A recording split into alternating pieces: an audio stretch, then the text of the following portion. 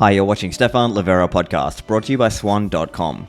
Now, many of you are probably aware of Bitcoin Beach and El Salvador's Bitcoin law, so a lot of people think of that as the first Bitcoin circular economy, but are you aware that actually there was an earlier one from 2014, believe it or not? And so joining me today is Patrick van der Meijde. He is the founder of BitKassa and also co-founder of the Arnhem Bitcoin City, which is in the Netherlands. And so we're talking about that today and his journey of how he got started, taking payments pre-Lightning, and some of the experiences around trying to grow a Bitcoin circular economy. So on to my chat with Patrick.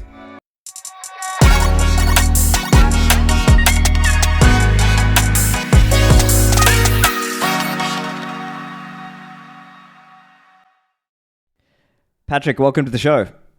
Thank you very much. So Patrick, I know you have a long history with Bitcoin. You've been involved as a founder of BitKassa and also a co-founder of Arnhem Bitcoin City, which, as I understand, is the first Bitcoin circular economy. So let's get into some of this. Let's get into how you sort of when you first got into Bitcoin and how you got started with all this stuff. Yeah, so in 2012, a friend of me and Rogier, which is one of the partners which I founded Arnhem Bitcoin City and BitKassa with. And so a common friend of us just told us about Bitcoin and that maybe we should check it out. So that's actually how we, how the rabbit hole opened for us and how we dug in. And yeah, by 2014, we were really sure that Bitcoin was going to be much more important in the future than it was back then in 2014, and that we really should do something with it. Yeah, so, on the 2014 question, I'm curious. I'd love to hear a bit of your insight or a bit of your recollection from that time, because narratives have changed over time, right? Like I came in early 2013, and I remember at that time there was way more talk about remittance. There was way more talk about merchant acceptance. There wasn't as much of the kind of understanding of, hodl your Bitcoin. Like that just, it was a different time, at least. And I'm curious to hear how you thought. Those sounds were also there. But yeah, I think the main thing was, okay, this is going to change the world, and especially in third world countries where the financial infrastructure is not as good as in the Western countries. So yeah, I think that was about it. But yeah, even then in 2014, I gave presentations about Bitcoin to a general audience in Arnhem who were just interested in the topic. And one of the questions we got was, okay, so this Bitcoin money, what can I buy with it? And then we could only refer them to some online service where you could buy pizza and let them order it at your house. So yeah, we thought, how cool would it be if we could actually manage that you would be able to pay for your beer in a cafe in Arnhem or something else. And that's a bit how we started it. Yeah, and so I think it's funny that a lot of people, when they first hear about this idea, they're oftentimes their first thought is, where can I spend it? Right? There's no sort of understanding, and I understand now sort of the way often we will teach Bitcoin now is more like, hey, you can use it as your savings. Right now, I'm not opposed to spending. I'm not saying like only hodl, but I think now there's a better understanding of, okay, it's like collective, then a store of value, then these other stages that happen.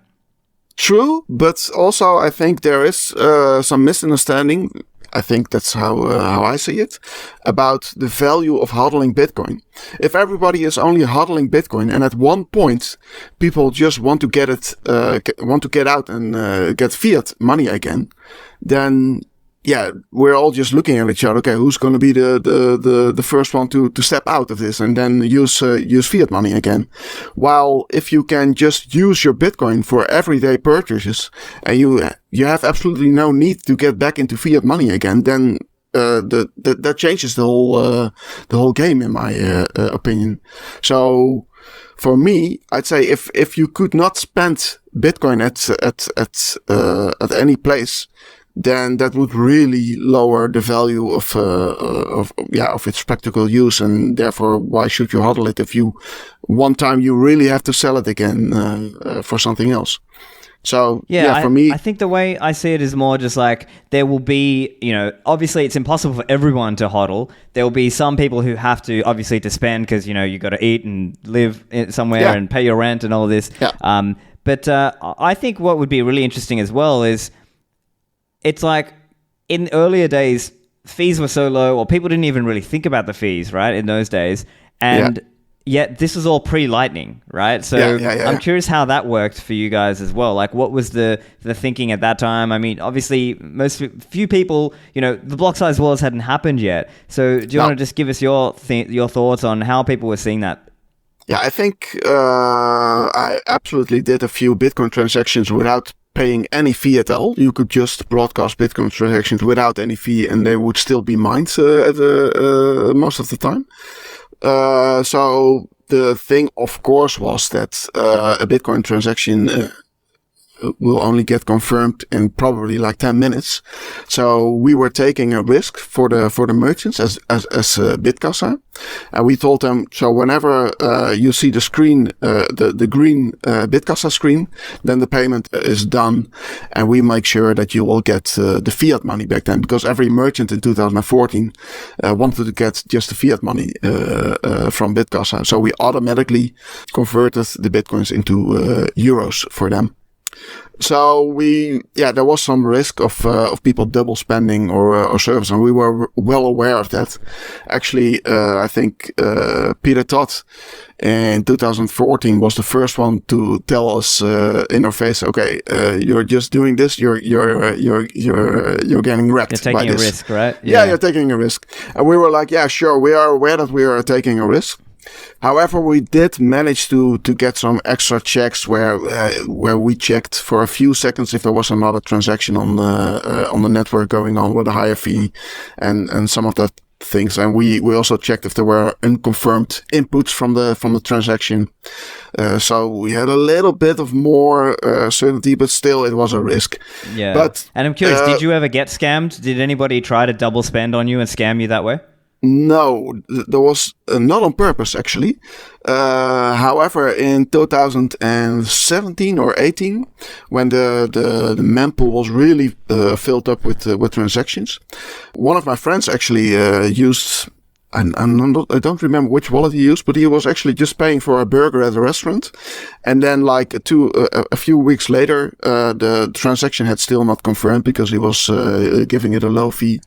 And then at some time, the transaction disappeared from his wallet, and we checked at BitKassa. Oh, there's now another transaction where he actually double spent it from his wallet without doing it on purpose. So that was like, I think, the only occasion where we had a double spend happening in the real world.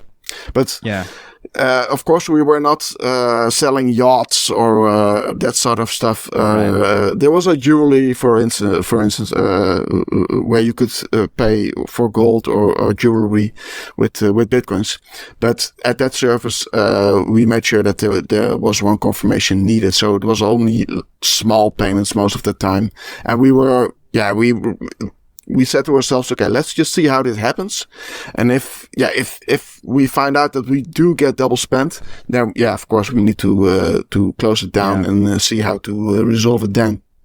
Which was obviously a problem because the Lightning Network was not around for that time. So it was just some fun experiment in our minds. Yeah, interesting. And so let's bring it back to 2014. And I guess just to set the context as well, just for people who are overseas, they don't know Arnhem City. Tell us a little bit about Arnhem City and the context of where it is in the Netherlands. So Arnhem is like a province capital in the Netherlands, in the east of the Netherlands. It has like 160,000 citizens. And you can now pay with Bitcoin, actually only Lightning, at over 60 merchants at the moment, I believe. A lot of restaurants, but also a florist or the Spar supermarket or a biological supermarket. So there's just a lot of places where you can actually pay with Bitcoin. And it just started with only some bars and restaurants, and that gained some attention. And then other merchants also reached out to us. For instance, a dentist who wanted to join the project and also started to accept Bitcoin in 2014. I believe he was one of the first also. Great. And so as I recall, I saw news articles about in Germany as well. So there was, the infamous bar 77. Yeah. And that was kind of one of the, I believe it was the first bar to take Bitcoin payment. And then as I understand, Arnhem City was one of the other ones, although I didn't actually know about you guys back then.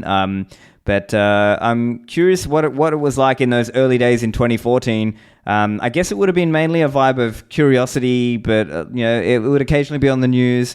But also it would have been, because the Mt. Gox crash would have happened, I think, late 2013. And so 2014 would have been kind of like a bear cycle, right? Yeah. We started in a bear cycle, yeah. Not the best way to start your project, but yeah, we started it in that. And I remember that people who came to our meetups or monthly meetups, they were just wondering, well, will Bitcoin ever reach the €1,000 again? Or was it just one peak and then fade out? But yeah, we were still very convinced about the Bitcoin concept, so we continued with it, and it turned out pretty well. But still, payments in Arnhem Bitcoin City is something that doesn't happen very often. There's like, for instance, a group in the Netherlands who are called the Node Runners, and many of those are often visiting Arnhem and just going on a buying streak at merchants that accept Bitcoin. But as for the locals, there's just a small group of people who are actually using Bitcoin. So it's still, most of the merchants that now accept Bitcoin are very used to it, and some of them don't even blink an eye if you want to pay with Bitcoin. But for some others, it's still something that only happens like once a year or once in a few months. I guess one other interesting context point here is, correct me if I'm wrong, Netherlands does not have capital gains tax. Yeah, that's absolutely true. Yeah. Right. And so that's another important factor, right? Yeah. And even the complete legislation was very positive in the Netherlands, because the authority that might want to interfere with Bitcoin back then said, well, we don't consider Bitcoin as money. So for us, it's the same as if you were selling chairs or whatever. So they completely pulled off their hands of any Bitcoin thing. So we could just go ahead and do this, which obviously changed completely in 2020 with the European anti-money laundering rules. Right. So I guess you would say in the 2014 days it was like really light in terms of AML and from the capital gains tax perspective. So people, were more easily able to spend because they didn't have to worry about doing capital gains tax accounting, record keeping, all that stuff, right? And that's still the case for the capital gain tax part. Right. So people who want to spend Bitcoin in the Netherlands don't have any administration whatsoever. The only thing that you have in the Netherlands is a wealth tax. Right. So at the 1st of January, you have to know how much your Bitcoin is actually worth at that date. And then you pay wealth tax over that amount. And it's like 2% or 1%, something in between there. Damn. Okay. Yeah. So that kind of that's a real bleed over time. Over time it's a real bleed. Yeah, but much better than capital gain tax in most cases. Especially with the rise of Bitcoin in the past few years, of course. Yeah, interesting how you think about that. And then because I mean, capital gains tax, as you said, would be in most countries it might be 20%, 30%, 40%, depending on that tax rate the people are paying every time they spend. So I guess it's like that question of, would you rather pay, 2% on your total stack every year, or would you rather pay 25% or 30% only on what you spend, though? So that's kind of, it depends how much you spend. But the whole thing is being discussed at the moment, so things might change in the near future, but they still can't agree on what it should be then. So, but it's a topic of discussion in the parliament at the moment.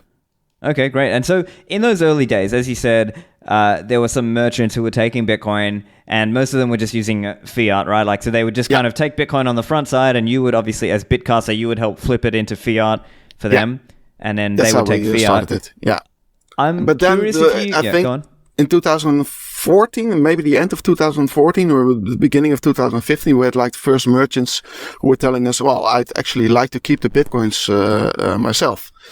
And so we had like a restaurant owner, for instance, who would keep the Bitcoins and actually use them to buy bread at a bakery that also accepted Bitcoin. So that was like the very start of a circular economy that we had here in Arnhem. On a very small scale, but still. Back to the show in a moment. The lead sponsor of this show is Swan.com. And as you might know, I also work at Swan as head of education. Over at Swan.com or using the Swan Bitcoin app, you can buy Bitcoin. You can either do an ACH transfer of fiat in or wire in a larger amount of funds and either instantly purchase Bitcoin or set up an automated recurring purchase plan to just regularly stack sats. Now, Swan makes it easy for you to withdraw your Bitcoin. They are free withdrawals. So you can put in your Bitcoin address or a list of Bitcoin addresses and automatically withdraw that Bitcoin once it gets above a certain threshold or on a weekly basis. Now with Swan, there's so much free educational content and material out there, whether that's Swan's newsletter, Swan Signal Live, Dante's daily Bitcoin show. There's just so much material out there that Swan makes available for free because part of the mission here is to help create a real base of hardened Bitcoin hodlers and to create these intransigent Bitcoiners who are the intransigent minority. So that's part of the mission. Go and sign up to stack sats over at swan.com. Next up, Mempool.space. Mempool.space is the leading Bitcoin and blockchain visualizer. I use Mempool.space all the time when I want to keep track of what's going on in Bitcoin's mempool.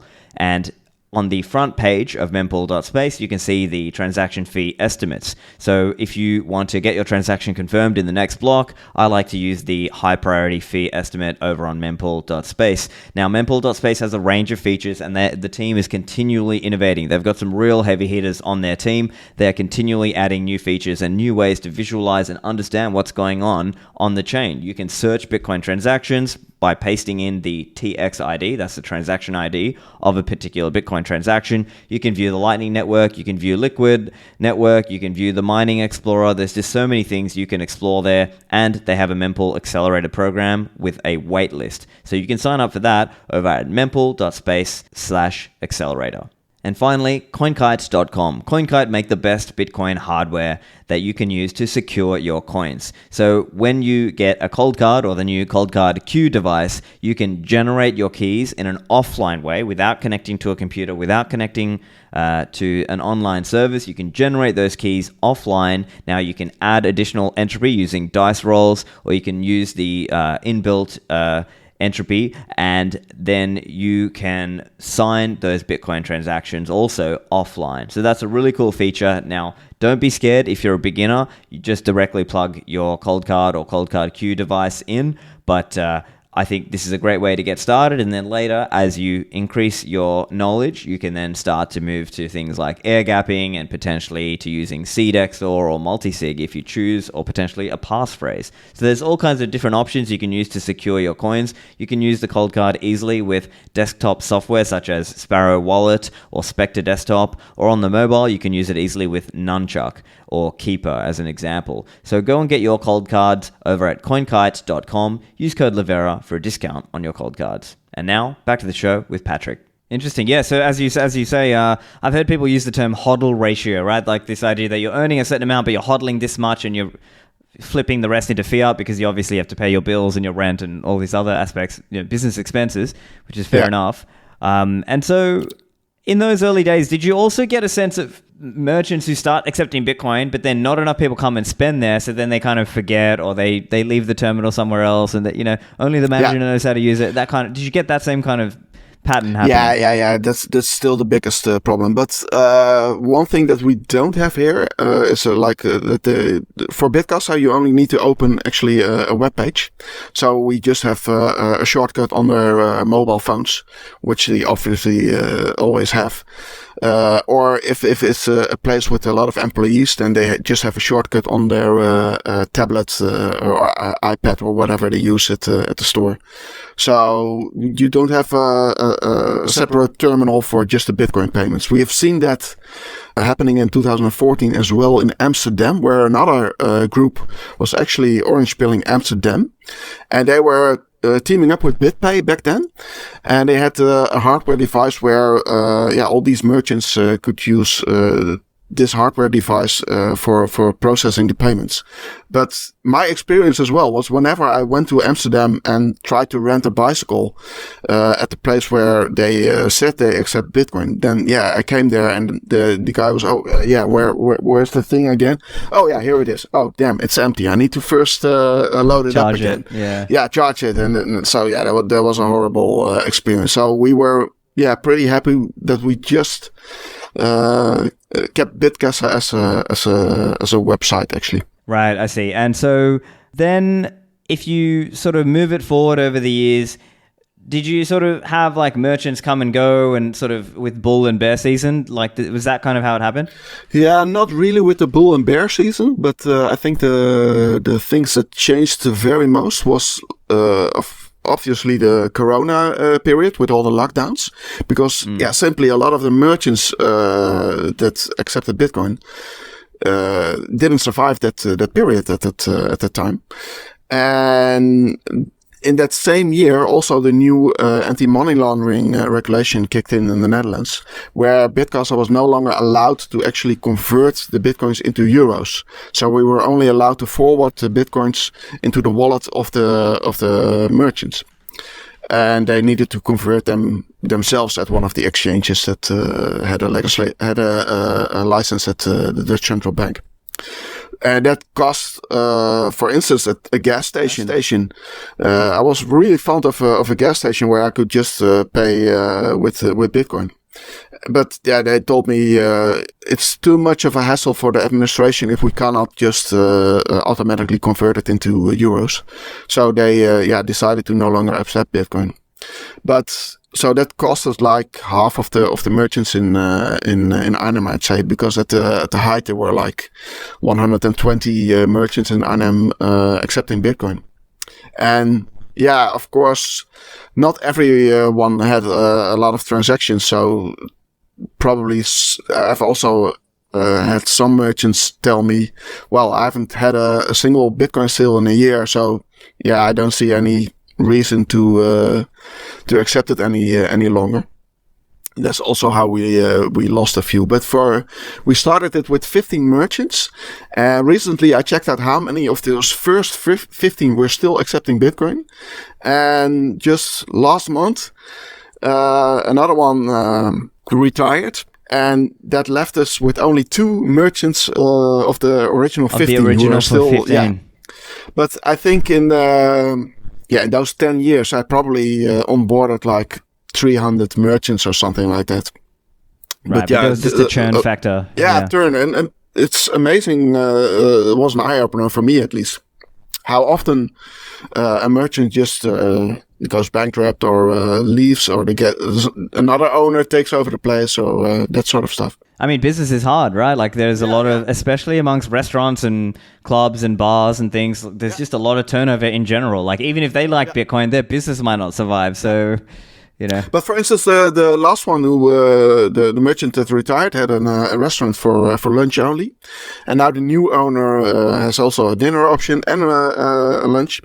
And the old owner told the new one, you should really accept the Bitcoin part. Let me just introduce you to Patrick, and he will help you set out. Up. Yeah, cool. No, well, that's good. Next, I mean, So the next meetup will be there. The importance, I think, to me as well is having local people around. Because if there's nobody sort of local around to sort of drive the adoption in terms of the meetup, in terms of going and spending sats there, like it just kind of all crumbles if there's not enough local momentum, I think. Absolutely, this is people often came to me. Hey, it's cool what you did in Arnhem. Can you also do this in Rotterdam or in my town? And that's not how that happens. There needs to be a local community who drives this adoption. And I don't have any time to also onboard merchants in other cities.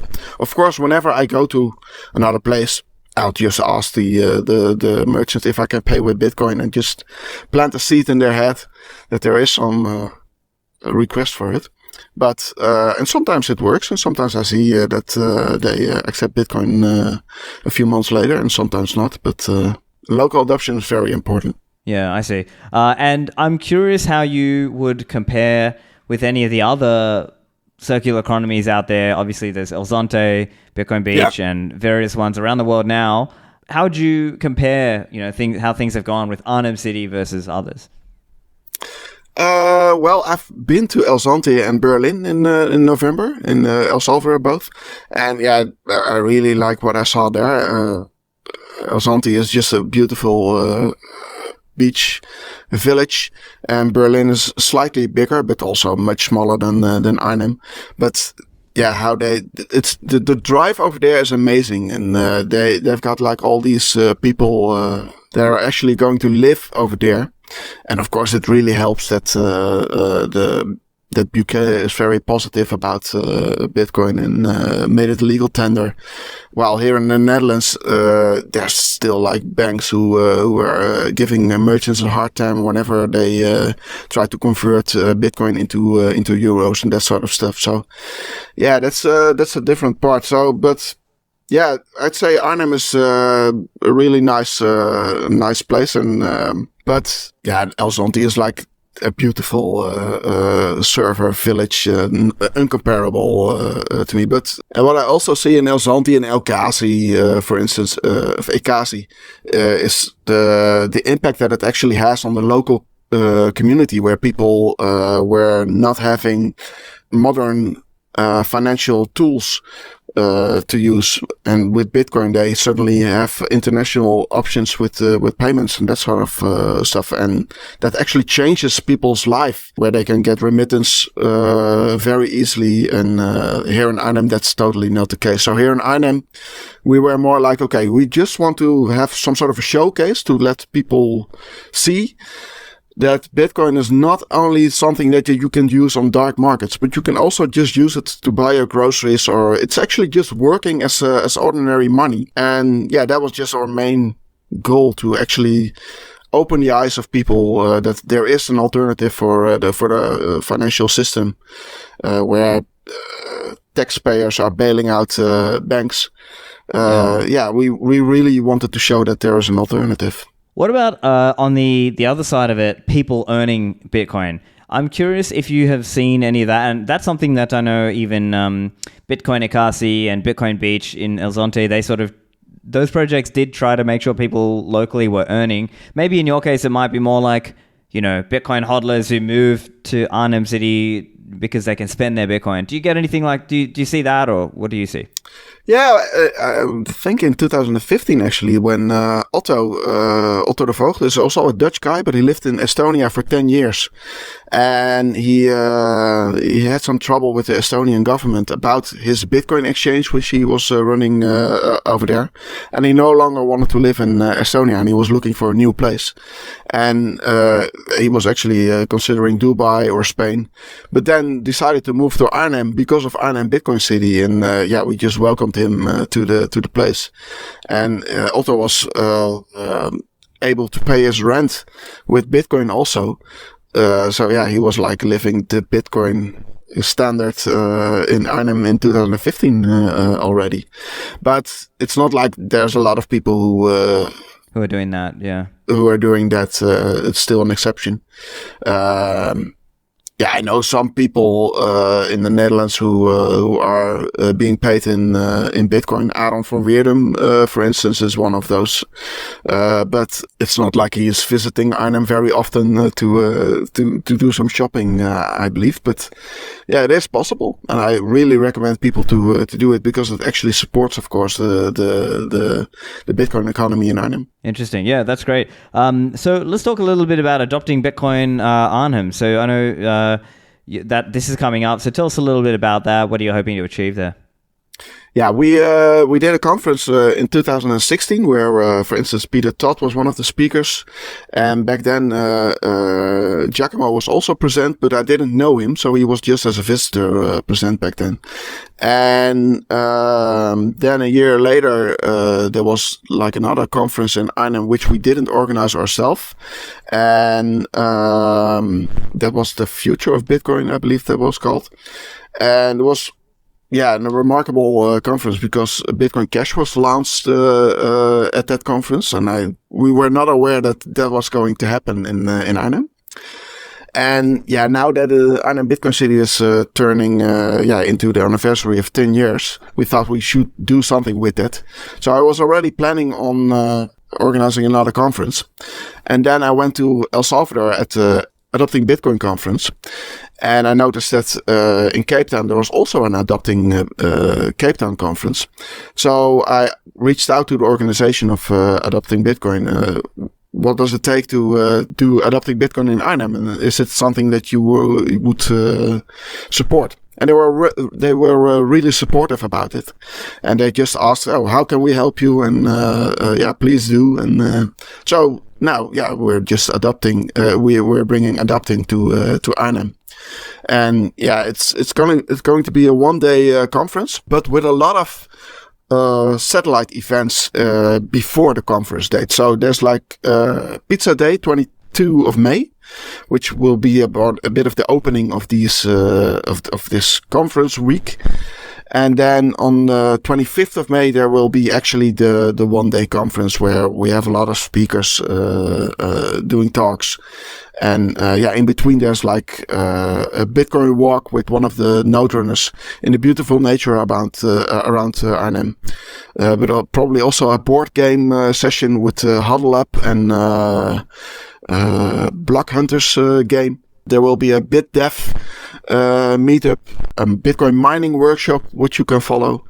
So there will be a lot of things that you can do in Arnhem in this period, and it promises to be a very nice conference. I'm looking really forward to it. That's cool to see. I'd also want to get a bit of your insight on Lightning and sort of how you dealt with the SegWit, the block size wars aspects of it, and then shifting to Lightning. I think that might be interesting for people to hear about as well. So let's start with the kind of your experience with the block size war and sort of the fees, because as I recall the fees were rising, and for somebody who's trying to get people to spend, that's obviously going to be difficult. So what was that like?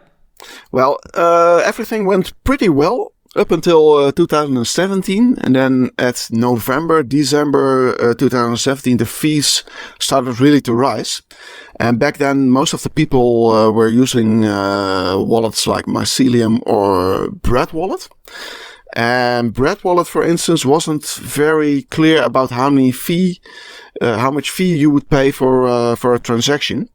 So we had people who were buying for $15 of 50 euros of groceries, and were actually also paying like $15 of fee for the Bitcoin transaction, but they didn't really notice it because it was a bit of hidden in that in the interface of that wallet. But we did get remarks about it also from merchants who were spending some bitcoins themselves. Hey, what is this? Why am I losing so much of my Bitcoin for this? And things went really out of control in January 2018, and the average fee was like $30 for a transaction back then. So we decided, okay, this is a problem. We don't know how to handle it.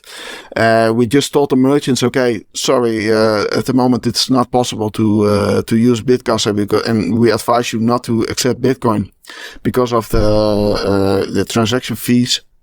And that was a very tough time because the Lightning Network was not around at the time. The paper was there, but there was no working Lightning Network. So for 1 month, we closed the Bitcoin City project. And then in February, when the mempool was lowering again, we reopened it and just prayed for a bit that it wouldn't rise as much again. But it was not a very good time back then. My first tests with the Lightning Network were also not very great. I remember testing the mobile Eclair wallet back then, and I think the majority of my transactions failed because of routing problems or other problems. I still got screenshots from these error messages I got back then. So actually we were looking at, okay, maybe we should try out other cryptocurrencies as well. We were like Bitcoin only at the time, and we had like a lot of people coming to BitKassa and asking, hey, can you maybe also shill or shitcoin, and we'll pay you a good amount of money if all these merchants in Arnhem will also accept our shitcoin. But we were very reluctant to that. We were in it for the long run, and we really believed in Bitcoin. But yeah, there was a problem back then. So we were actually working on BitKassa integration for Litecoin and other coins. And yeah, then Joost Jager, one of the developers of L&D Labs, came to us, which happened to be also someone we knew from the past. It came to us, hey, you should now check Lightning Network again because it's actually much improved. And yeah, you just check it out, and it will probably work pretty fine by now. So at Pizza Day 2019, we had Lightning integrated into BitKassa, and everybody was able to pay with Lightning at all of the merchants in Arnhem. So yeah, that's a bit how we moved into Lightning. I'm curious, from 2019 onwards, how were the payment success rates at that time? Pretty good, I'd say. I've rarely had any problems with people paying with Lightning or trying to pay with Lightning that I'm aware of, because sometimes I talk to merchants and then I get a story about somebody who wanted to pay with Bitcoin. But most of the time, those people were coming to the merchant with their Binance app and thought they could pay with from the Binance app and by just scanning the QR code, which obviously does not work. But no, for Lightning it was I think the success rate is nearly 100%, I'd say. Interesting, because depending on who you talk to, you get this different story. People are saying, oh, look, it fails all the time and it doesn't work, and etc. But I think there is a very clear use here that in person, you don't have to wait for confirmation. You don't have to worry about this sort of underpay, overpay situation. Oh, yeah. It's just instantly done. There is a lot of simplicity to that, and I think that's one area where maybe it's still, despite all the work of the community to sort of show how easy Lightning is, a lot of people still don't get it. They still kind of parrot this line of, 10 minutes for confirmation, and that's true for larger values, but if we're just talking retail level payments, clearly Lightning is good enough. Yeah, I remember some meetups, for instance, the meetups in Amsterdam, where they were also using BitKassa. Some of the people were running their own node, and they used Zeus, I believe, and there was some sort of, and Tor, and I believe they had some problems with the communication with their own node at the time. Not just the channels. I think the channels were done, but yeah. So that might be something that some people had a problem with. But yeah, most of the time it actually worked quite well. Yeah, well, that certainly corrects the narrative a little bit, because I think people were saying it was still bad even up until recently. But here you're saying even in 2019. No. It was still working. 2018 it was not good. 2018 was very bad in my personal experience. But 2019, from May on, it was pretty good. Yeah, fantastic. Well, I'm looking forward to seeing how the event goes. Hope you get a good attendance there, and let's see how the adoption goes. Yeah, adoptingbitcoinarnhem.com is the website of the conference where people can check it out. Great. Well, we'll put that in the show notes. And Patrick, thank you for joining me. Thank you very much for having me, Stefan. Bye. All right, I hope you enjoyed the show. Get the show notes at stefanlivera.com, and I've got a newsletter over at stefanlivera.substack.com. Thanks, and I'll see you in the Citadels.